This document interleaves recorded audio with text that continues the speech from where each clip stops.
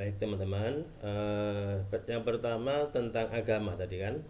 Agama itu dari bahasa Sanskerta dan gama ya. Ada ugama, ada igama, ada agama yang pada intinya adalah terikat, teratur, tidak terpisah-pisah begitu. Kita kita sering menggunakan kata agama di Indonesia, dan kalau dalam bahasa Arab ya namanya din, dalam bahasa Inggris, dalam bahasa Eropa ya religion dan sebagainya. Nah, di sini kita menariknya, kita menggunakan bahasa agama. Ini merupakan istilah kosakata lama yang dipinjam, yang kita pakai sejak Nusantara pra-Islam ya. Dan ada banyak istilah-istilah lama yang kita pakai sampai sekarang. Kata guru ya, guru itu sama seperti di India. India menyebut guru kan guru, tapi mereka pakai GHURU gitu, ada hanya. Kalau kita tidak ada hanya, guru gitu aja. Nah, juga ada kata sembahyang. Sembahyang itu juga kata-kata kosakata lama yang masih kita pakai.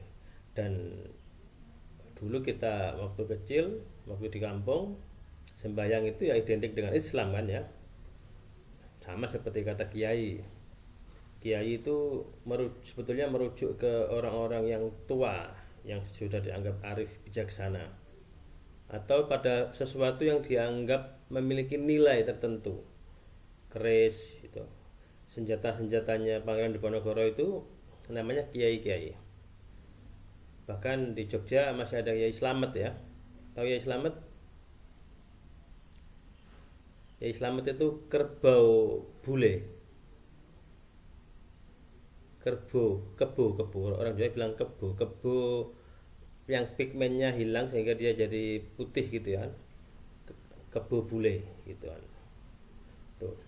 Tapi ketika kita bilang kiai, maka masyarakat mengasosiasikan kiai itu ya tokoh agama Islam. Ini mengalami perubahan nama, dan banyak istilah-istilah lama yang kita pakai sampai hari ini sudah memiliki perubahan makna. Seperti kata sembahyang. Dulu kata sembahyang itu merujuk kepada peribadatan kepada dewa-dewi, kepada roh-roh leluhur. Sembah yang widi contohnya gitu kan, menyembah kepada dewa yang dianggap sumber pengetahuan, sembah yang widi.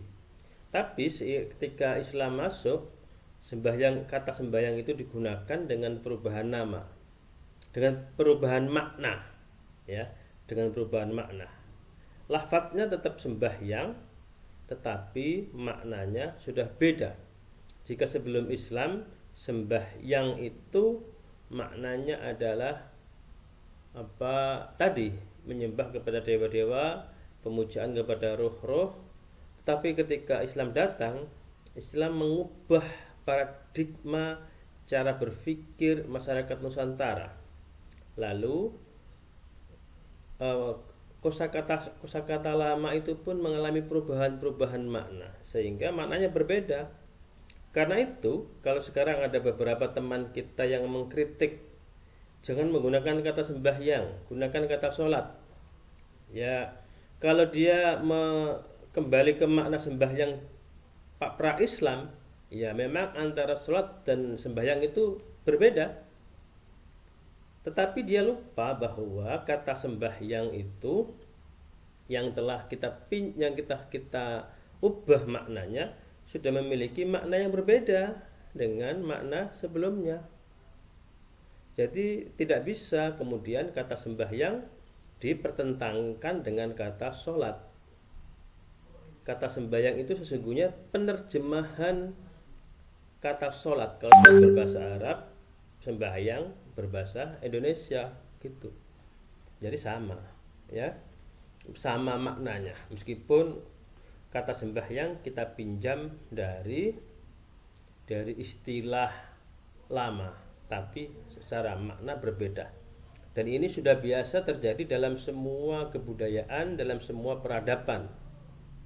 kita kan begini, kebudayaan itu memiliki dua sisi. Ada sisi luar, sisi luarnya. Sisi luarnya ini bisa berupa bentuk-bentuk bentuk-bentuk budaya, istilah-istilah. Tapi ada sisi dalam. Sisi dalam itu berupa maknanya, pemaknaannya, filosofinya. Gitu. Nah, ketika kita meminjam sisi luarnya, kita pinjam sisi luar dari sebuah kebudayaan, sebuah tradisi, tapi maknanya kita ubah, maka kita tidak bisa mengatakan kebudayaan itu sama seperti sebelumnya. Nggak bisa. Contohnya, tradisi tawaf, tradisi haji, tawaf itu sudah ada sebelum Islam, ya kan? Tradisi tawaf. Tapi ketika Islam datang, tawaf itu diubah maknanya dan diubah juga caranya. Ada editing, ada revisi gitu kan. Tapi tradisinya masih ada, mengitari Ka'bah. Cuma kalau dulu yang dipuja ketika dalam tradisi tawaf pra-Islam itu, yang dipuja adalah dewa-dewa yang disimbolkan dengan patung-patung, Lata, Uzza, Manata dan lain-lain sebagainya. Tiap kaum punya patung-patung sendiri yang diletakkan di sekitar Ka'bah. Bahkan ada yang di dalam Ka'bah. Nah, ketika Islam datang, patung-patungnya dibuang, makna tawafnya diubah dari semula mengitari untuk memuja dewa-dewa, patung-patung, diubah menjadi tauhid. Itu sama seperti kita ketika kita menggunakan istilah sembahyang yang semula maknanya adalah menyembah dewa-dewa, kita ubah menjadi menyembah Allah Ta'ala. Maka jangan mempertentangkan antara istilah sholat dan sembahyang. Sama, ya, sama. Kita bisa menggunakan secara gonta-ganti. Ayo sholat bisa, ayo sembahyang boleh. Karena kita sudah memiliki keyakinan bahwa sembahyang itu bukan menyembah dewa, tapi menyembah Allah Ta'ala. Begitu kan? Kata Allah sendiri itu kan juga digunakan oleh orang-orang kafir Quraisy kan? Ada banyak ayat yang menjelaskan ketika orang-orang kafir ditanya siapa Tuhanmu, mereka menjawab Allah. Tapi konsep Allahnya itu berbeda. Konsep Allahnya kaum kafir Quraisy itu konsep Allah yang banyak dan memiliki perantara. Tapi konsep Allah dalam Islam itu Allah sebagai nama dari zat tunggal yang menjadi Tuhan semesta alam. Itu beda lagi ya, sudah beda kan? Dulu pernah saya jelaskan tentang bagaimana orang Islam mengambil kebudayaan Persia dan kebudayaan Bizantium. Kalau kamu lihat ada banyak masjid yang memakai kubah dan memakai menara. Kubah yang bentuknya bulat separuh di atas masjid itu diambil oleh orang-orang Islam ketika mereka menguasai wilayah-wilayah Bizantium. Lalu mereka melihat ada bangunan yang bagus, ditirulah bangunan itu. Padahal kamu tahu, kubah itu di gereja-gereja dan di bangunan-bangunan Bizantium itu awalnya adalah menggambarkan pandangan dunia orang-orang Kristen saat itu yang menganggap bahwa dunia itu datar. Langit melingkari bumi. Gitu, bumi itu datar, langit melingkari bumi. Sehingga mereka ibadah supaya bisa langsung ke ini. Simbolnya seperti itu. Tapi ketika kubah yang maknanya seperti itu lahir dari paradigma cara berpikir orang-orang Kristen masuk ke Islam, diubah maknanya menjadi sekedar keindahan arsitektural. Itu kan? Menara itu dulu ada tradisinya orang-orang Persia ketika mereka menyembah dewa api. Mereka membuat bangunan yang tinggi, di atasnya bangunan itu mereka membakar api untuk dipuja-puja. Ketika orang Islam mengetahui itu, dipinjamlah bangunan itu, terus digunakan untuk untuk bangunan masjid. Tapi maknanya diubah dari semula bermakna sebagai tempat pemujaan dewa api menjadi tempat untuk melantunkan azan. Karena sudah diubah, ya tentu maknanya kita nggak bisa mengatakan itu bangunan kafir, nggak bisa, karena maknanya sudah berubah. Begitu ya. Itu dinamakan hybrid culture, budaya hybrid, di mana simbol sama tetapi aspek dalamnya, pemaknaannya, filosofinya sudah berubah. Sama seperti kita ketika menggunakan kata agama, kita menggunakan kata sembahyang, kita menggunakan kiai, kata istilah kiai dan lain sebagainya. Nah, di Nusantara itu teman-teman terjadi perubahan yang sangat drastis ketika Islam datang. Perubahannya bukan hanya perubahan yang elementer, bukan di kulit saja, tapi juga di hati dan cara berpikir, cara bertindak orang-orang Nusantara. Saking perubahannya, saking fundamentalnya, dan Islam itu saking mewarnainya Nusantara, sampai-sampai kita tidak mengenali lagi bahwa itu budaya Islam. Contohnya, kedermawanan. Kita itu selama 7 tahun ini, Indonesia itu menjadi negara paling dermawan sedunia. Orang Indonesia itu meskipun kere-kere, miskin-miskin, tapi ternyata paling dermawan sedunia. Khususnya ketika pandemi kan. Makanya pandemi di Indonesia itu tidak terjadi pergolakan yang besar. Kenapa? Karena warganya itu sangat dermawan. Di jalan-jalan orang bagi-bagi nasi itu kan banyak sekali ya. Seandainya kita tidak dermawan, sudah kita chaos. Ya, itu. Nah, kenapa Indonesia sangat dermawan? Ya, karena mereka sangat menghayati nilai-nilai Islam yang mengajarkan kedermawanan, berbuat baik kepada orang. Kalau sudah berbuat baik, sudah lupakan, itu makna ikhlas. Sampai-sampai kita tidak sadar kalau dermawan itu sumbernya dari Islam. Kita menganggap kebiasaan saja, padahal tidak. Itu ya. Kita berbuat baik pada orang tua. Itu dari mana? Ya, karena dari ajaran Islam. Tapi karena itu sudah lama tertanam di tradisi kita, kita secara tidak sadar tidak tahu bahwa itu ajaran Islam, padahal itu bermula dari ajaran Islam. Gitu. Ya. Wanita menghormati suaminya, taat pada suaminya, laki-laki menjadi kepala keluarga, itu terbentuk dari apa? Dari nilai-nilai Islam. Tapi kita selama ini enggak menyadarinya. Gitu. Nah, dulu di awal-awal Islamisasi Nusantara itu terjadi perubahan cara berpikir, perubahan keyakinan, perubahan cara perilaku hidup. Saking berubahnya orang-orang Nusantara, itu sama ilmuwan Anthony Reid di bukunya Silang Budaya, Nusa Jawa Silang Budaya yang 3 jilid itu, beliau bilang saking perubahan ketika orang masuk Islam itu seolah-olah seperti orang-orang itu seperti berganti etnis.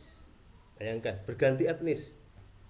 Padahal etnis itu nggak bisa diganti kan? Kamu orang Gorontalo tetap jadi Gorontalo, nggak bisa berganti. Saya orang Jawa nggak bisa, saya berganti Jawa meskipun nanti logat saya logat Gorontalo pakai DP gitu kan. Tapi tetap saya orang Jawa, nggak bisa diubah. Karena itu sudah dari sononya.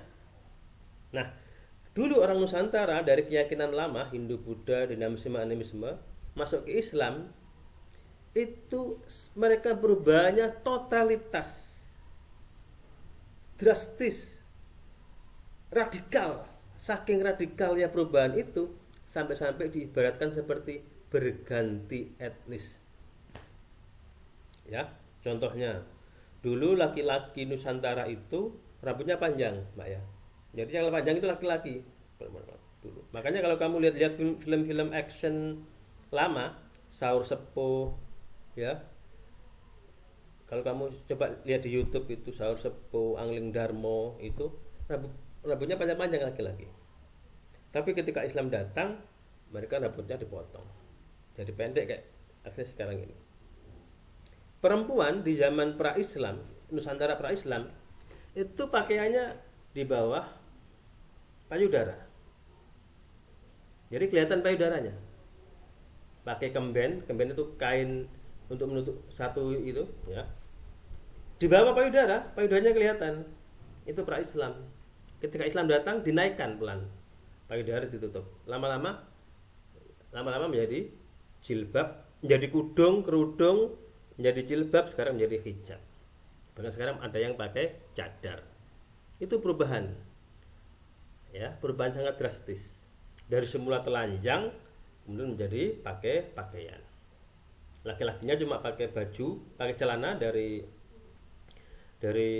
pusar sampai ke bawah. Jadi perubahannya drastis.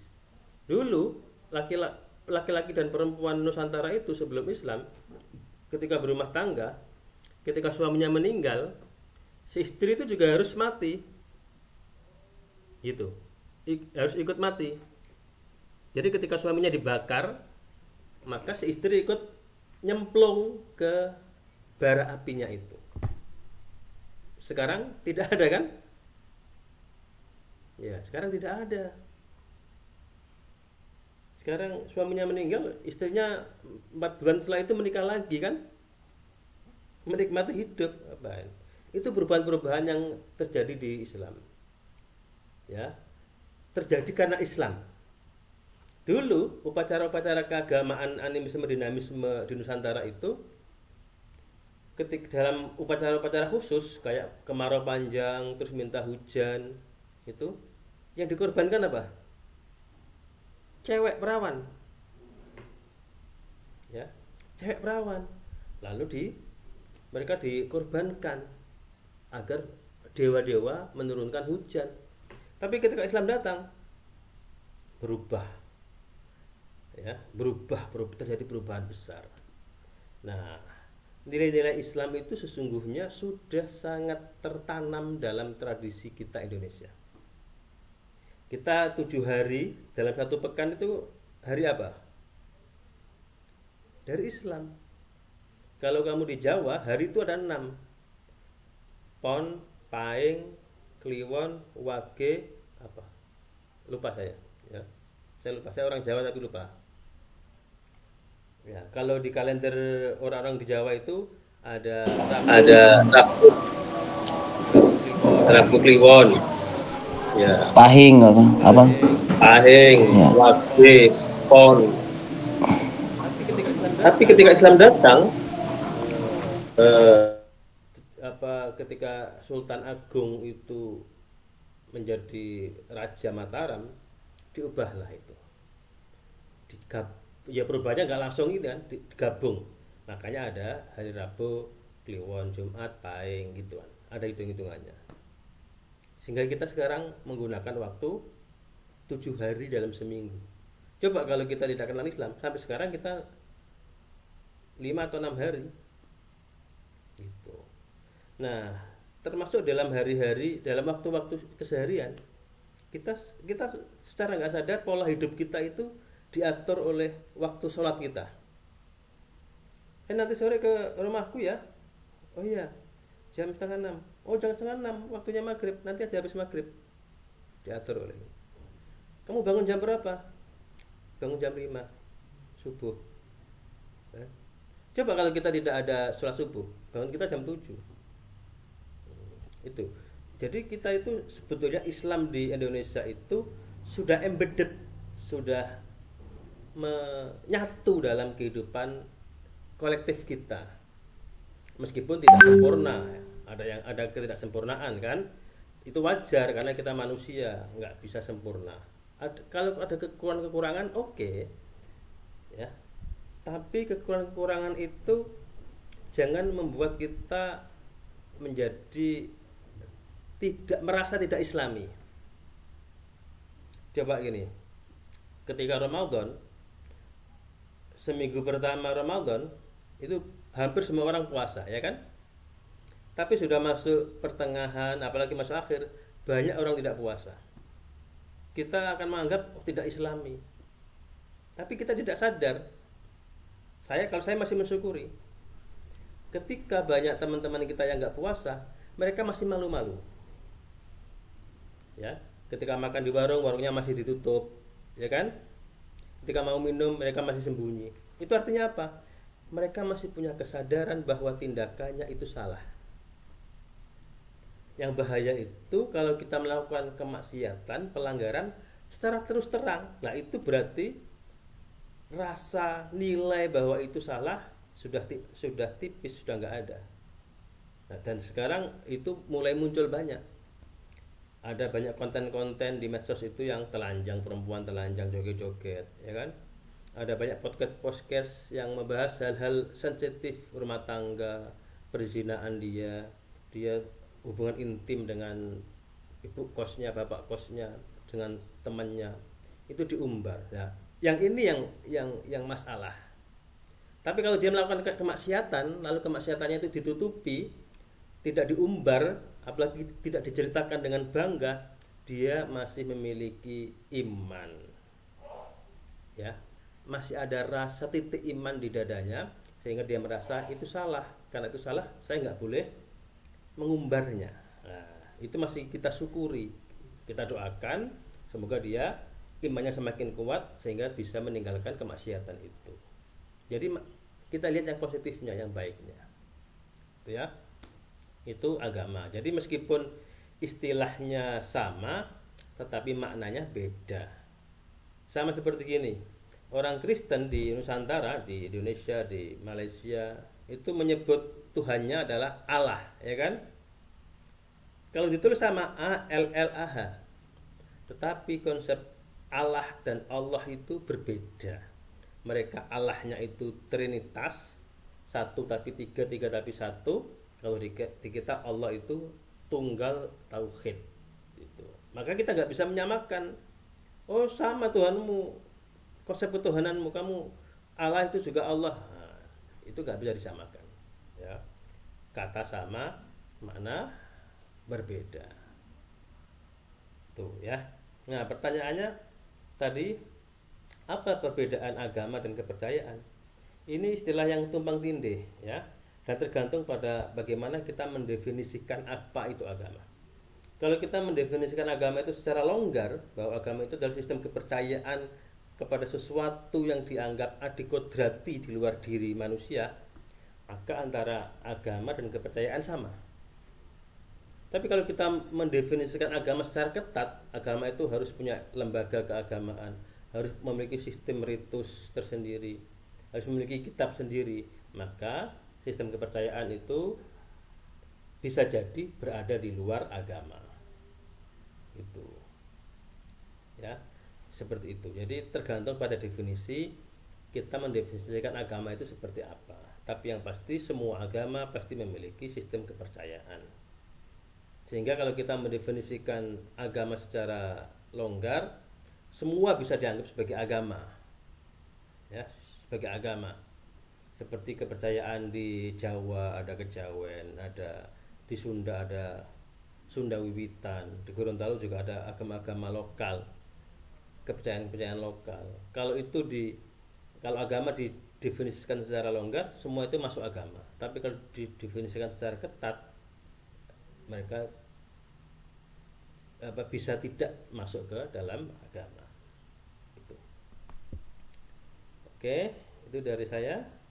Terima kasih. Silakan kita nanti kalau ada yang mau bertanya.